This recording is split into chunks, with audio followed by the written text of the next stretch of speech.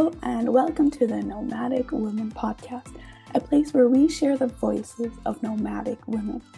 We are on a mission, empowering women and showing the world that a life outside the box is possible and beautiful.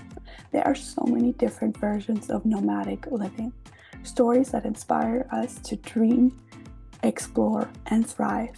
Listen in and let's learn and grow together.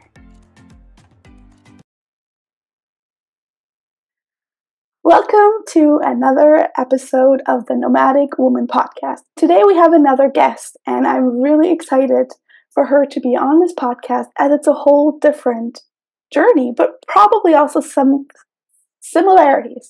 Today we have Kristin Van Nest, who is an American comedian, business owner, and based in Los Angeles, California. She has traveled to over 40 countries, lived and worked for most of her 20s in Europe and Asia, and she says she feels she has found herself through travels. Her tweets have been featured on millennial meme accounts including Fear You Got It Out, Vodka Lane, I'm a Thrifty AF, to name a few, and her personal essays and I'm going to butcher this now because yeah, I've had some personal essays on the Rumpus, the Museum of Americana. So I wrote a bunch of like personal funny travel essays before my book came out. All right. That was Kirsten, if you couldn't tell. And when she's not traveling, you will find her on the sofa drinking wine with her cat. And Where to Nest is her debut memoir. Welcome, Kirsten, and thank you so much for being on this podcast. Thanks. I'm so excited. All right. We will dive into the very first question that we ask all of our guests. And that is, what does nomadic mean to you? Okay. So I am always have anxiety, and I was up at 3 a.m. last night thinking about this question. I was like, what does nomadic mean? And I'm probably overthinking it, but I couldn't sleep. And then my friend, she's called Ingrid in the book, but she is in Shanghai, so she's obviously awake at 3 a.m. and she's, it's the opposite for her. She's like, why are you awake? And I'm like, oh, I can't just sleep. I'm just like a lot going on with my book coming out.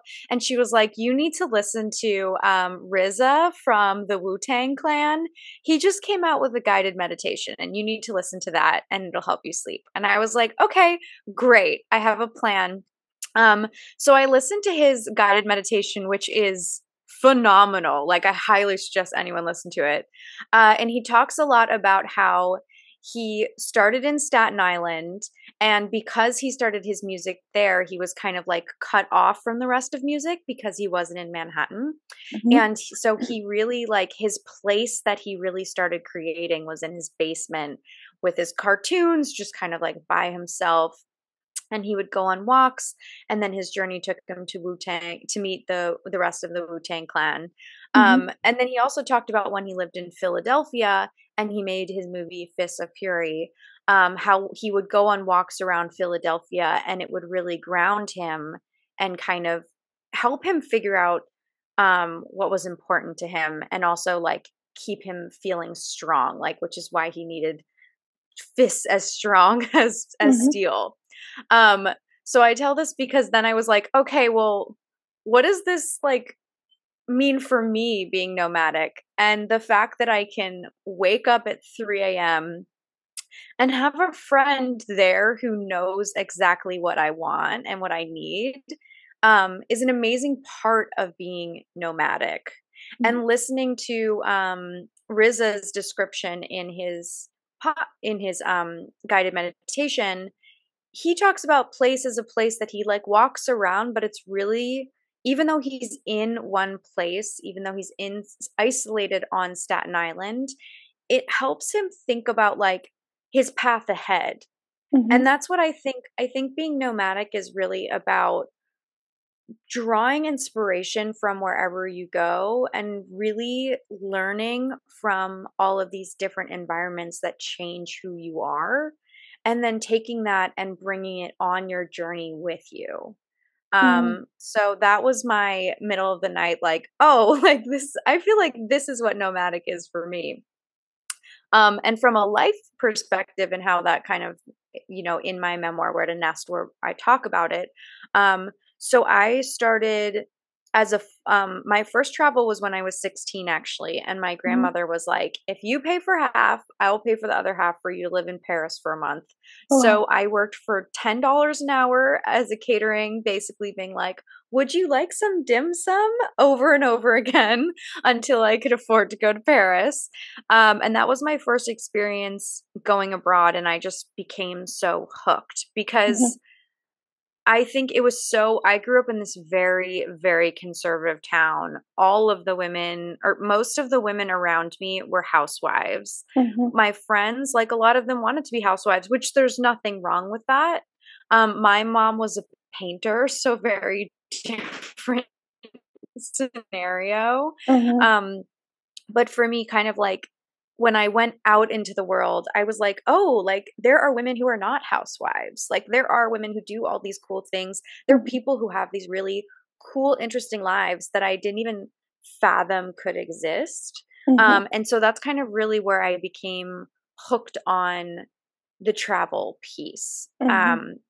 And how I've kind of like executed a nomadic life is I'll move to a region and then I'll travel all around that region. So I'll have like my hub space. Mhm. For example, I lived in Shanghai for 3.5 years. So I'll be exploring Shanghai and living in Shanghai, but then I'll do these longer trips Mhm. to other parts of Asia, which makes it affordable to really explore the world. Because a lot of people Mhm. were like, how did you afford to travel so much? I was like, well, like, if I'm in Europe, I can use Zip Air. Like, there are ways to do this. If you pack light, you don't have to pay all the baggage fees. There are ways that you can really live nomadically.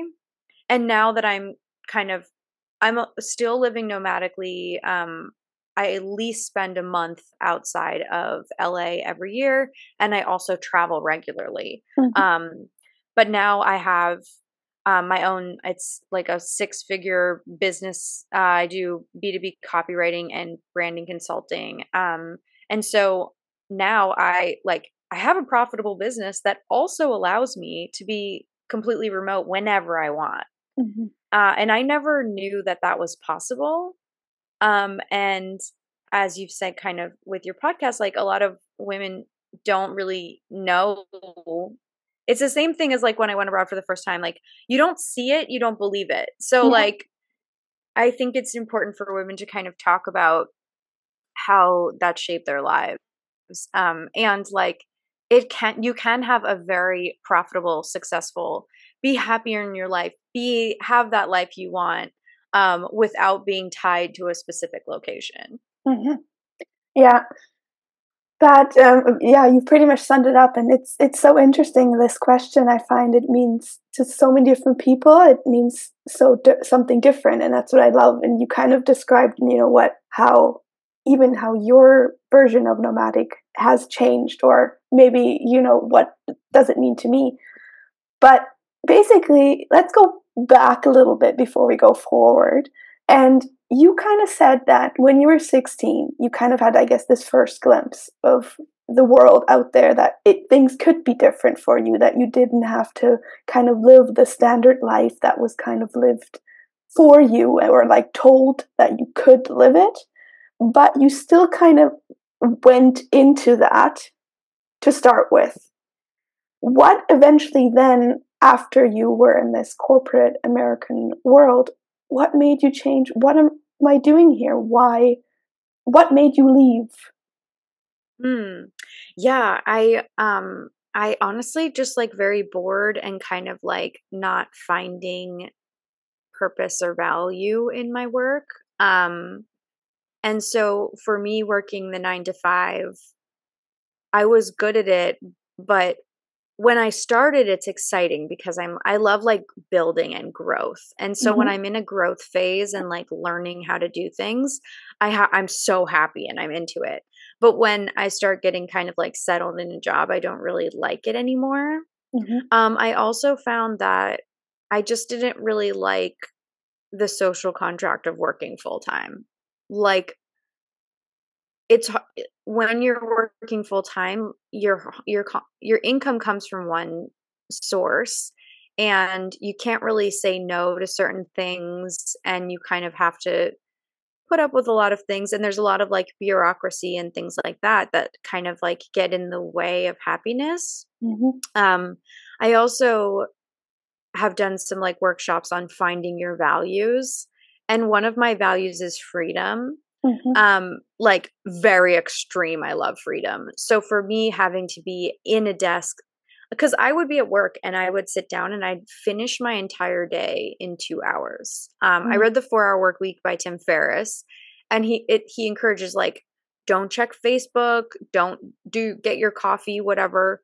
Just really. So I started timing how much time I was actually doing work Mm-hmm. versus like filling the 9 to 5.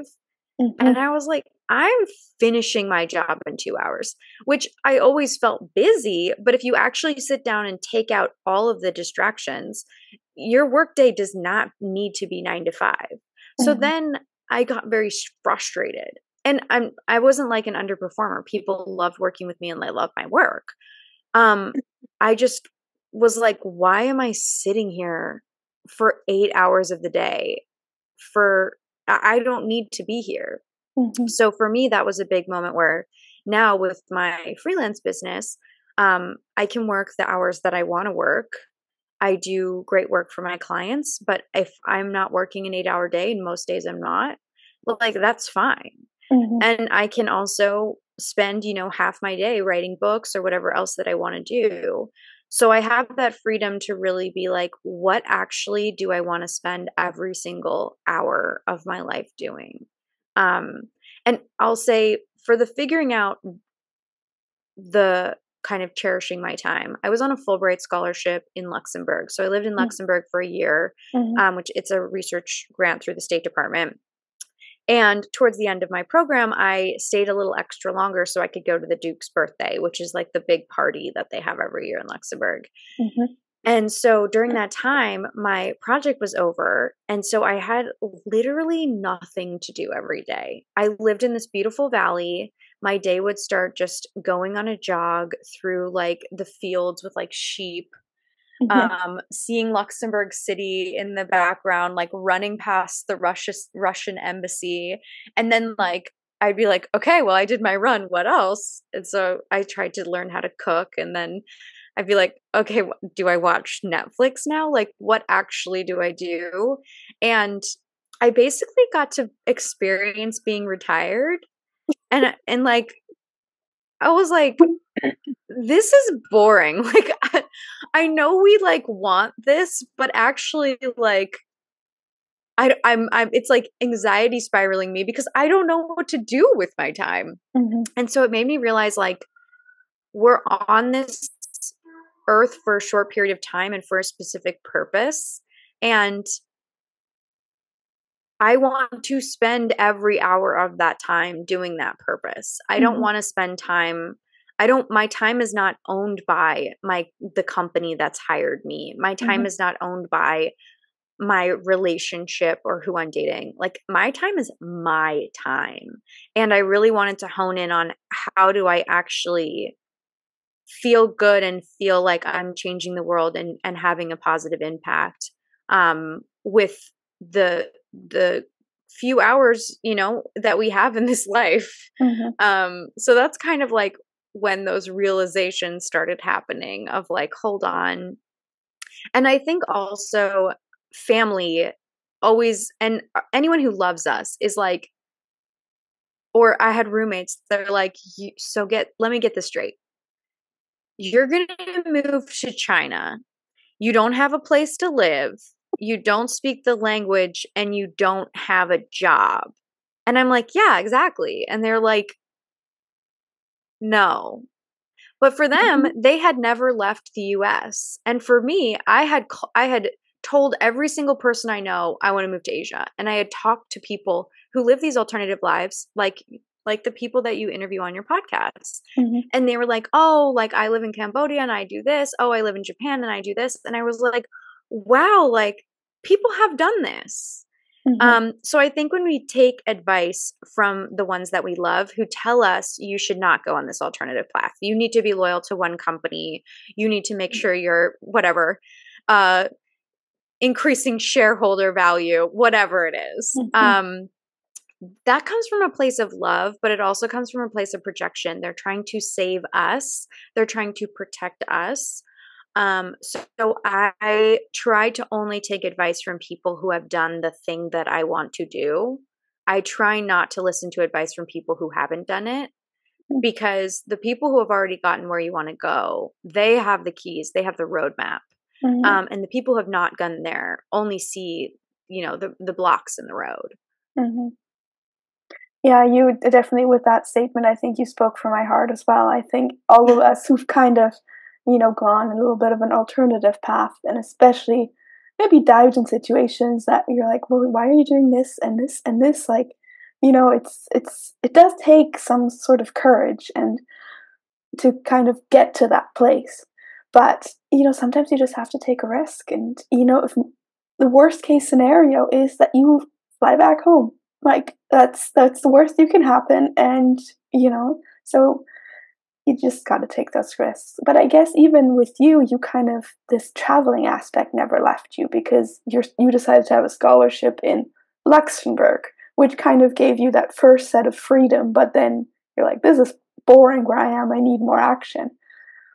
So with that being said, how you said you've talked to all those people that, were further than you. Now, what did you do when you did get to Asia? How did you support yourself, or after Asia, all of those years? Because I mean, there's quite a few adventures I think you've had over those 10 years that I know you dive deeper in your book, but maybe you could give us a little glimpse. Yeah. So I showed up. I had a friend from it was the ex-boyfriend of a friend from high school lived in Shanghai. And he was like, you can come and live with me while you find a house, in a place to live.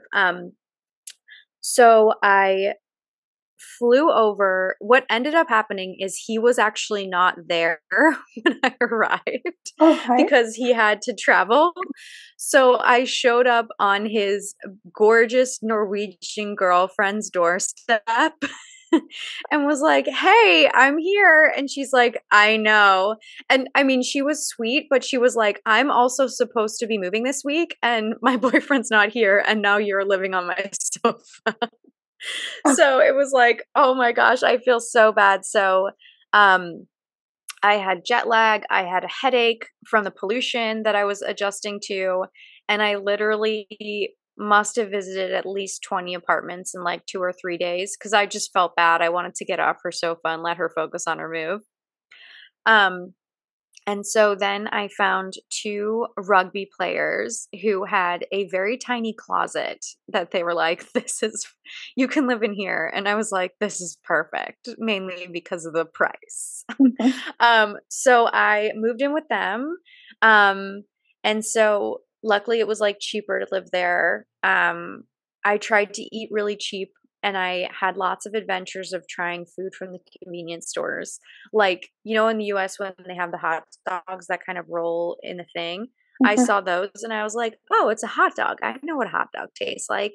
This is a good comfort food because I'm stressed out about being here and I just need like a little bit of home. I'm not ready to do something adventurous right It now. probably Bite was into exact opposite. Oh, it tasted like a candy. Like it was like a sweet hot dog. And I was literally like, "Ugh," and like threw it into a garbage can because I was like, this is not this is questioning my definition of hot dog. So I did that. And luckily I was able to find some freelance writing jobs because some of the people who had introed me to people before I moved to Shanghai. So I talked to people all over Asia. And then before I moved to Shanghai, I told every single person, I would meet someone at a party and I would be like, I'm moving to China. Do you know anyone? And they would be like, oh yeah, I know. Like it's so specific that if they know someone, they're going, as long as they think you're, cool, they'll intro you. So I had an entire spreadsheet of people where I was like, it would be like, met this person at the Frying Pan bar in New York. And then I'd be like, hi, I know, blah, blah, blah. Would you be down to, could I treat you to coffee and just like get some advice about moving here? I just moved here. And people were so nice. And so I met with a bunch of people for coffee. One of them gave me like a tutoring job because he couldn't do it anymore. Another hooked me up with like a magazine that I could write for. And so I started writing like a brand marketing report. So I had all these like little gigs, definitely not enough to pay my bills, but at least I had some things coming Mm-hmm. in and I had a little bit of savings. And then I started looking for jobs and I used I worked at a wine industry next. And how I found that job is I joined, it's like a website. I don't know if it exists anymore. It was called It's a Small World, but it's like one of these online forums for like expats and travelers and whatever. Mm-hmm. And so there was another woman who was like, oh, I just moved to China. Like, I'm looking to meet people. So I met up with her, and it turns out she was the marketing director of the largest wine import company in China. Mm-hmm. And so I was like, oh, my senior thesis is on wine, which is an economics paper I wrote about like how Yellowtail, the like really cheap wine from Australia, Mm-hmm. basically like fundamentally changed the US market. So not an expert on wine. But an You intro. could put any wine in front of me. Yeah, I'd be like, this wine's red. This tastes red. But she was looking for people who had a marketing background, and I had worked in branding consulting in New York. Mm-hmm. So she luckily took a chance on me, and that was my first job there. So I think if I were giving people advice on moving somewhere where they don't know anyone, it's really just about like communicating to everyone your plan and Mm-hmm. then trying to find someone who can help you. Like networking is a ton of just and when people move to a new location, it is so I don't know if you've experienced this. It's like very lonely. Like you're Mm-hmm. like, oh my God, I'm moving to a new country. My life is going to be amazing. It's going to be so cool. And I'm going to go to all these bars. But when you arrive, you actually know no one usually. And you don't have the support network of home. So Mm-hmm. it's extremely isolating. It's very, very lonely and it's an extremely intense experience. And so I always warn people the first couple months are not always fun. It's not fun. Mm-hmm. But you just have to keep meeting people and then you will create a life for yourself and you will be so happy that you did it. Mm-hmm. So yeah, that's kind of how that worked out for me. No, I love that, and I think you brought up a really key point, and it basically what you were doing, just talking to everybody, is getting the message out there, and you're telling the universe, whoever higher, that hey, this is happening, and we're kind of connecting. I feel like nowadays it is a bit easier because a few years ago, I think, especially when you also started, there all the groups weren't really a thing. All the nomad hubs and get together communities, it wasn't such a big thing as it is now. So I feel like if someone started now, it would be easier, but you kind of still have to go out there and, let's say you like yoga, go to yoga classes, just to get to know people in that area. But you have to find those first. So especially, if you are in an Asian country where you might not even understand how what you're looking for, Yeah. it's A harder hot than dog is not a hot dog. Don't yeah. eat the hot dogs at the convenience store. It's my main lesson. Yeah. But yeah, basically because you connected to on this, you just yeah, I like how it's just perfect connections of how it just kind of you got this opportunity, and because you met this person, they probably thought, oh, maybe I'll give a chance on her, or it's kind of that sometimes working with people who are familiar with maybe your work way, that it's easier than maybe or the first kind of steps in growing, that it's easier than maybe someone who was from Asia. Not I'm saying that it's different, but it might take a little bit more adjustment than in that department. Yeah, Let's pause for a moment in the heart of this episode because there's some exciting news to share. Today we are launching a blossoming tribute to nomadic women featured on the Nomadic Woman podcast. In celebration of each captivating interview, we're launching a retro-style t-shirt, which carry the names of our remarkable guests, a reminder of the voices that inspire us to explore, dream, and thrive. But here's the twist. It's not just any t-shirt. We'll plug a memorable quote from each of the guest interviews and add a few favorites and transform it into a delightful flower pun. Add a splash of vintage charm with watercolor hand-painted flowers. This way, with each and every step you take, let the stories of adventure, wisdom, and wanderlust guide you. It is more than just a t-shirt.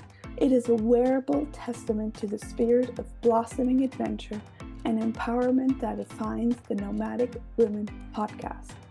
These t-shirts are exclusively available on the Nomadic Woman podcast shop hosted by Inkanotes, launching on May 9th. If you use the code BLOOM20, you will get 20% off of your order and you will become a part of our blooming community. Now let's continue to the episode. I think like a big advice for people who want to switch careers or are trying to kind of like go out on their own and live nomadically is always think about what skills you learned at the job before.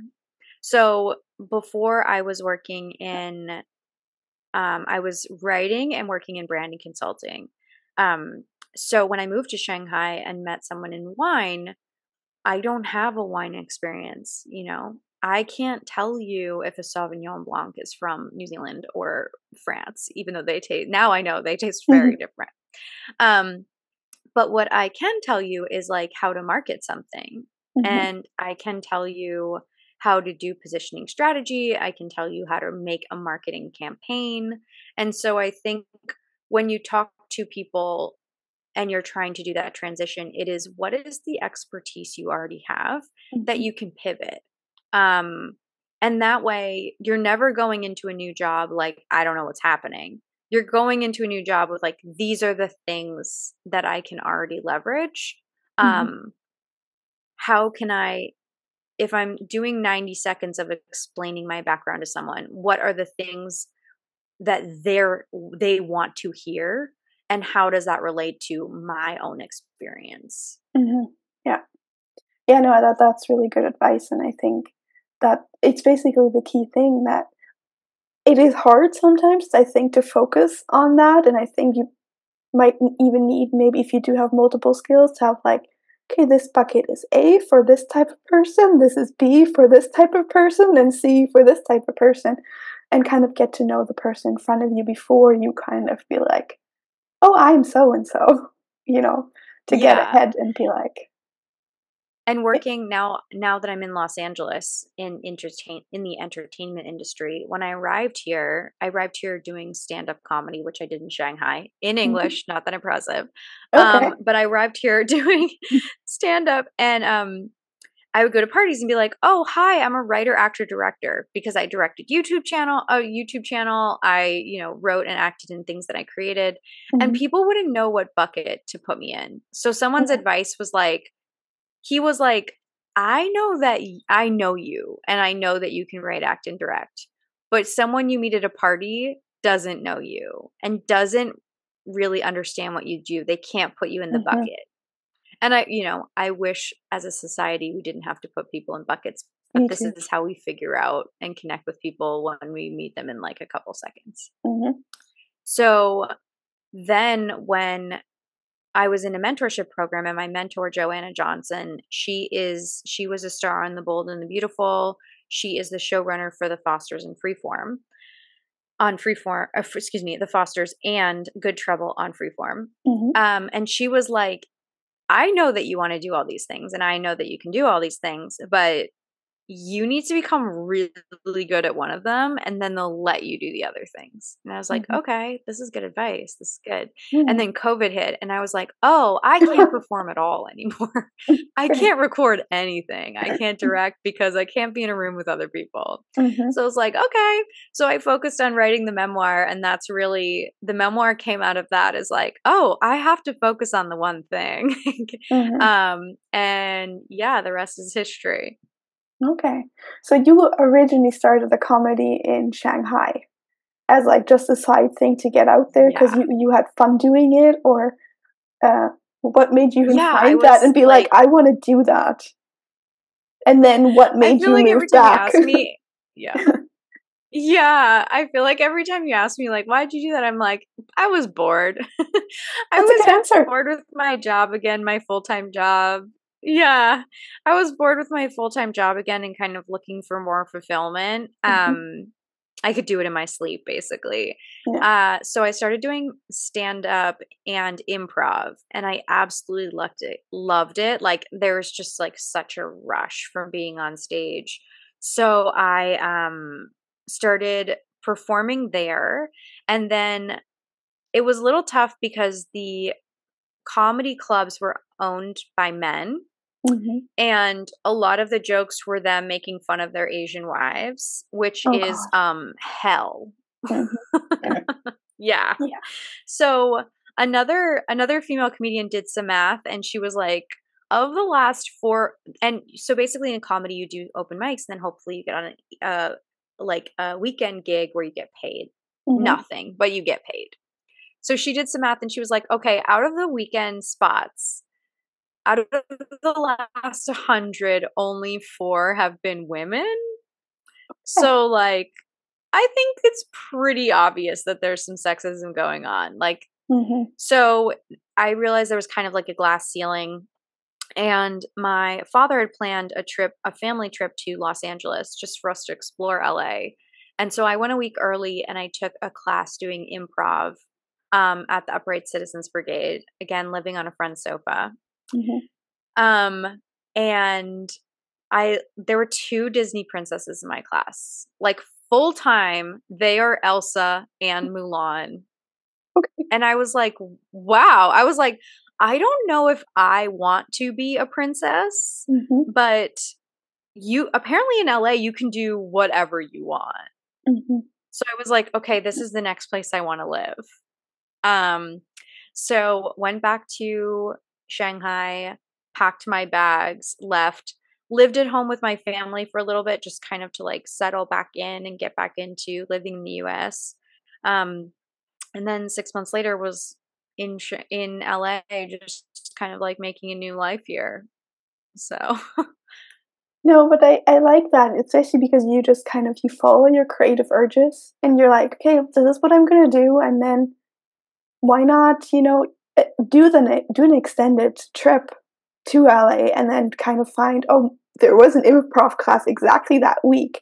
I mean, you can talk about coincidences or not, but you kind of just went there and be like, yeah, and I think the important lesson here that it's okay to change. It's okay to change what you're interested in and how and what you want to pursue. And I think going now, you build up a way bigger business for yourself and you can't pivot in there. Of course, taking the advice from your friend who said, focus on one and then slide through what goes next, which basically kind of, I guess the key moment is there that you kind of just went with the flow in your story. You kind of were like, this feels good. I'm going to do that. You listen to your voice. And then you're like, but what made you actually want to even write this book? What inspired you to say, hey, I'm going to write a book? I mean, we all yeah, have this dream, I but. yeah, I feel like I had all these amazing travel experiences, and like I said, I still travel multiple times a year, but I'm a little more settled right now, like Mhm. just a little more in like a place where I don't have the urge to travel as much as I used to. Um, and I realized I had all these experiences and I really wanted to share them because I feel like they, I learned a lot of things one, about how you don't have to live a traditional life, Mm-hmm. and two, about how the world works. And I felt that I wanted to share that so that other people could feel inspired, that they don't have to do the thing that their family says, or whoever they're getting advice from. They don't have to stay at a job they hate. Mm-hmm. They don't have to live in their hometown. They don't have to get married by 30 or whatever rules someone is randomly telling them matters. Um, and so the book is really talking about that and how you can have success doing an alternative path. It is definitely more difficult, Mm-hmm. but it is so much more fulfilling, like high risk, high reward. That I wanted to share that to kind of inspire other women to feel comfortable getting out there and doing that fun thing that they dream about, but they never like kind of build up the courage to do. Mm-hmm. No, I like that. That's, I think, basically the mission, I guess, with this podcast as well, exactly to kind of just encourage people that no matter what age you are, you can start at 20 or you can start at 30. You're not limited to any box that we are kind of fulfilled in. But so, what can people actually accept or expect in your book? Like, talk about your book a bit, because that sounds really inspiring as well. And I think it has a very important message. Yeah, so the book's overall theme is on finding belonging. And Mm-hmm. I define that as finding the path that really works for you, which is completely different for everyone. So throughout the book, I meet people who have all these very unique, different lives, and am very inspired by them. And then for me, it's kind of going through that same journey. And the book takes place over about a decade. So in the beginning, I'm in my early 20s. I'm like obsessed with men and boys and relationships, and in a lot of unhealthy ones, and in a lot of like kind of like naive, you're learning about the world, like I don't know, going to Berghain, the famous club in Berlin, where like people are like there are naked, and I'm Mm-hmm. just like, oh, okay. um and then as the book goes on, then it's really more about like well, what do I actually, what makes me happy in life? And kind of the like, what does belonging mean? I have a chapter on finding out that I had HPV in China, the STI, and I'm like, healthcare isn't something when you're like, oh, what makes me help happy? You're not like healthcare. Mm-hmm. But when you think about it, if you're finding a place where you feel like you belong, that like home is where the heart is kind of thinking, if something goes wrong with your body, you want to feel safe and that you can get it resolved. It is extremely stressful. Mm-hmm. In my case, they told me I had the cancerous HPV and I was going to die. And I was like, "What?" And I went back to America and they were like, "Everyone who's 26 and has HPV, we don't even test for it because they'll be fine. If you were in your 50s, you might die." Mm-hmm. Um so it was very much like, what are the elements that make a place feel like home? And kind of experiencing those at different levels of my life. And also just kind of like as a millennial growing up, like what is the maturing process for a millennial? Mm-hmm. So I think that a lot of women can relate to kind of going through that process. And the book is funny. It's not supposed to be dark or serious. So it's like perfect paired with like a cocktail on the beach. It was like a summer read. I really wanted to make it something that's happy and fun and enjoyable, not Mm-hmm. something that's like too heavy. The world's just kind of dark right now, and I don't want Mm-hmm. to. I don't have the emotional capacity to be focused on dark stuff. So I tried to make it a little more fun and engaging in that way. Mm-hmm.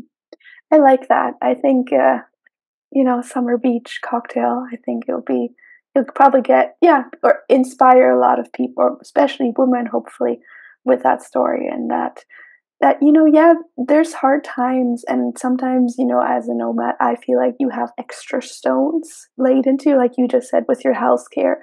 You're all of a sudden, you're like, all right, what do I want? But I guess, that option of always going to a place where you understand the language and where you feel safe or whatever is always there. But just out of my own curiosity, do you feel like you have found that place where you belong and kind of, or do you, it, or let me rephrase that, do you feel like Los Angeles will be your forever home, or do you feel like, who knows where this adventure will continue to go? I feel like, at least for now, Los Angeles is my forever home. I love it here.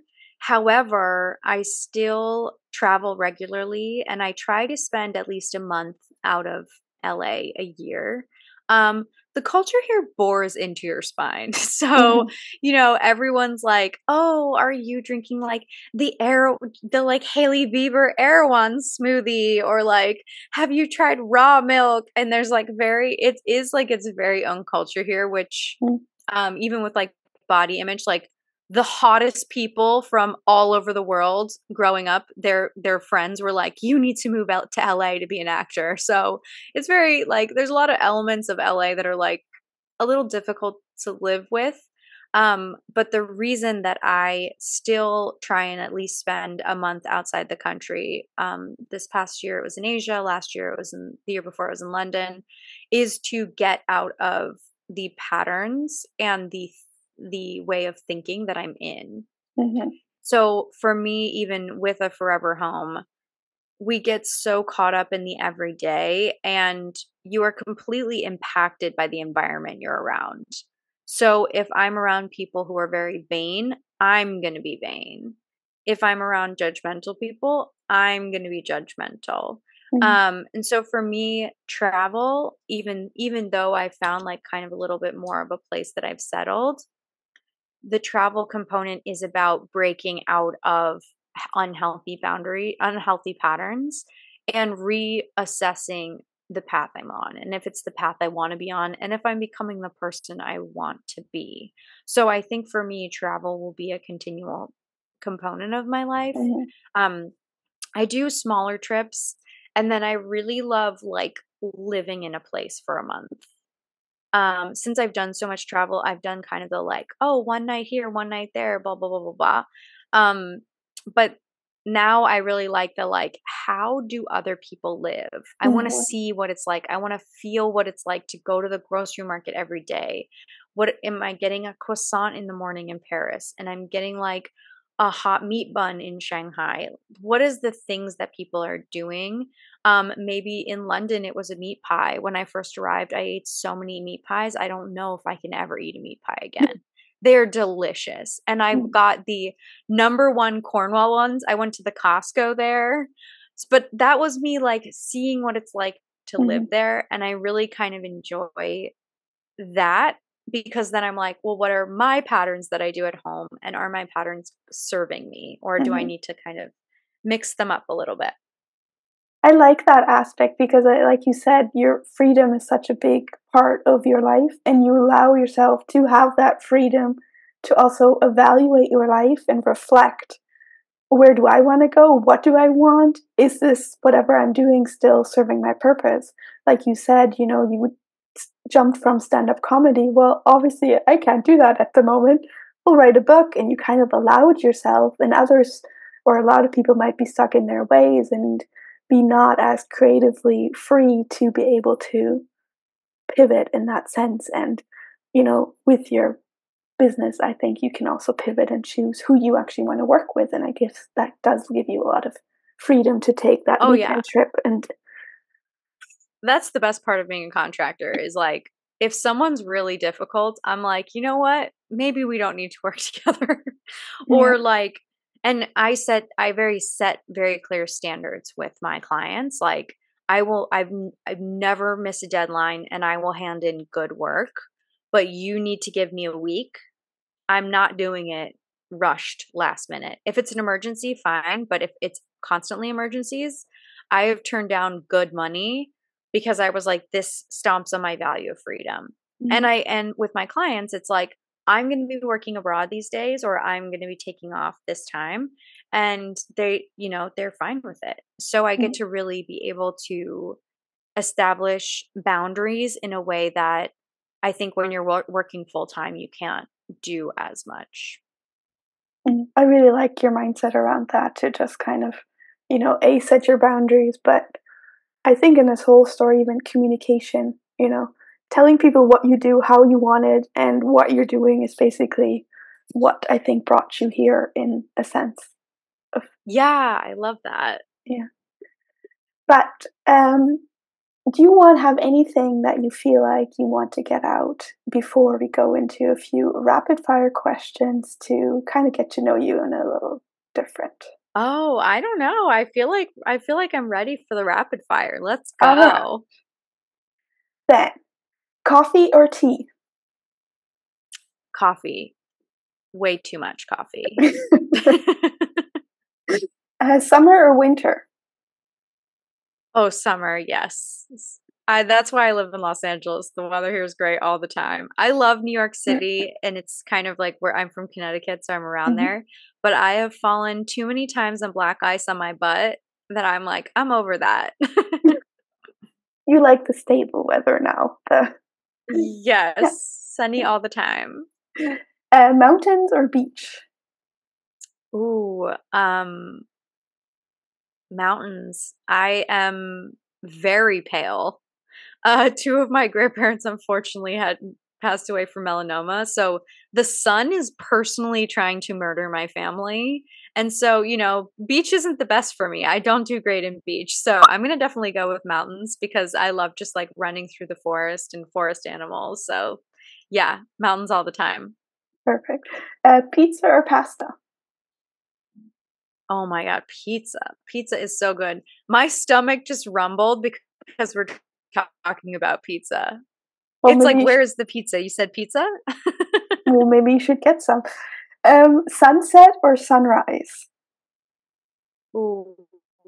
Um, I rarely am up early enough for a sunrise, but sunrises are magical. And if anyone has jet lag and is in Paris, what you need to do is you wake up, you have jet lag, you walk up to Montmartre, which is a like hillside part of district of Paris, and you can literally look out and watch the sunrise across Paris, and it is Or so beautiful. So I love sunrises because it's quiet and it's peaceful and it's just you and nature. hmm, slow travel or fast-paced travel? Slow travel. I'm definitely not a beach person, like who just likes to kind of relax on the beach, but I show up to a place and I plan nothing because my life is so organized for productivity. When I'm on vacation, I don't want any organization. Mhm. Speaking of freedom, I want to be able to wake up and be like, I'm going to do whatever I want today. Yeah. So I really like that kind of like just go with the flow kind of travel. Traveling by plane or road trips? I can't drive. I don't have a license. So I'm going to go with plane. I have been on more planes than I have pumped gas. So plane for me. All right. Suitcase or backpack? Mm, I have done the backpacker lifestyle to the point where I feel like when I go to the chiropractor, he's like, your back is terrible. I'm like, one, I'm a writer, but two, that makes total sense because I've carried my entire life on my back for years on end. So I'm gonna go with suitcase because just like a small travel one, but just just save my small putrid back A new, from any further damage. a new era has been started. Uh, Yes, exactly. hotel or Airbnb? Hotel. I am very frustrated with Airbnb because I have gone to Airbnbs where they're like this, and I ran Airbnbs in Shanghai, so I get why hosts do this, but they're like, the sheets need to be dried by the time you leave, and I'm like, if I have to check out at 10, and it takes in some cases 3 hours to wash and dry sheets, what? Like I'm waking up at 6 a.m. and then I have to like do the sheets and clean the whole house. Like, no, thank you. I just want to be able to like enjoy my day. So I'm That's, definitely going to go with hotel. I have never heard that, but that's ridiculous. Like, I would understand if they said, hey, please put it in the washer so it's already started, but that Yeah. it has to be dry is just. So having run Airbnbs myself, I get why they're doing this. It's because the house, they don't know when the next guest Of course. will rent the house. So if the sheets are wet, they'll mold. So they want everything to be dry and ready, and they don't want anything and dirt. They don't want garbage in the house or whatever. So that if someone doesn't rent it for 2 weeks, they don't come in and it's like nasty. Mhm. So I understand why they do it. And like if it is empty, let's say they have the cleaner come right after, it's going to get dusty, it's going to get dirty by the time the next person comes. Mhm. So I get why they do it, but no thank you. I don't want it.